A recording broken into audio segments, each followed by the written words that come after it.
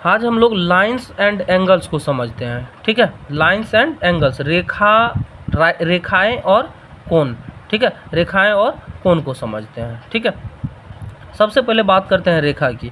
तो रेखा जो होती है वह एक ऐसी लाइन होती है जिसमें चौड़ाई नहीं होती है। चौड़ाई रहित जो लंबाई वाली लाइन होती है उसको रेखा बोलते हैं। ठीक है, और अगर हम लोग बात करें इस कोण की, ठीक है, इस कोण की अगर बात करें हम लोग, तो कोण क्या होता है? जब दो भुजा आपस में मिलती है ना, दो भुजा जब आपस में मिलती है तो जहाँ पर वो मिलती है उसको वर्टेक्स अर्थात शीर्ष कहते हैं। और इन दो भुजाओं के बीच में क्या होता है? तो कोण का निर्माण होता है, कोण बनता है। ठीक है, अब अगर हम बात करें कोण की, एंगल की बात करें, तो यह 5 तरीके से इसको क्या किया गया है? बांटा गया है। ठीक है, कोण को 5 तरीके से बांटा गया है। न्यून कोण, एक्यूट एंगल। एक्यूट एंगल क्या होता है कि 0 से बड़ा होता है और 90 से छोटा होता है। ऐसा एंगल जो 0 से बड़ा हो और 90 से छोटा हो, इस तरह के एंगल्स को एक्यूट एंगल बोलते हैं अर्थात न्यून कोण बोलते हैं। उसके बाद बात करते हैं समकोण की, राइट एंगल की। तो यह 90 के बराबर का एंगल होता है।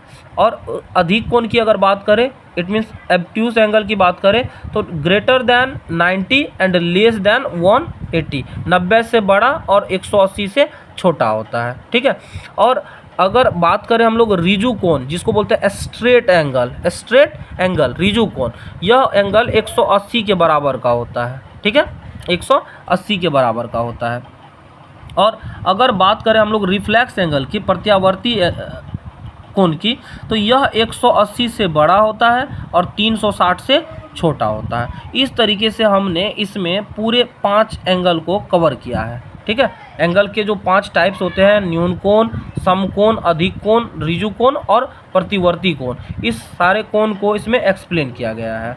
एंड आफ्टर दैट अगर हम लोग बात करें इन 2 स्टार पॉइंट्स की, तो दो कोणों का योग अगर 90 के बराबर हो अर्थात समकोण के बराबर हो, तो उसको हम लोग पूरक कोण अर्थात कॉम्प्लीमेंट्री एंगल कहते हैं। ठीक है, complementary angle means sum of 2 angles is equals to 90 degree. Clear है? दो कोणों का योग कितना होना चाहिए? 90 के बराबर होना चाहिए, अर्थात पूरक कोण उनको हम लोग बोलेंगे समकोण के बराबर होना चाहिए। ठीक है, और दूसरा हम लोग बात करते हैं, दो कोण का योग जो है 180 के बराबर होना चाहिए अर्थात रिजु कोण के बराबर होना चाहिए। और इस तरह के कोण को हम लोग बोलेंगे समपूरक कोण अर्थात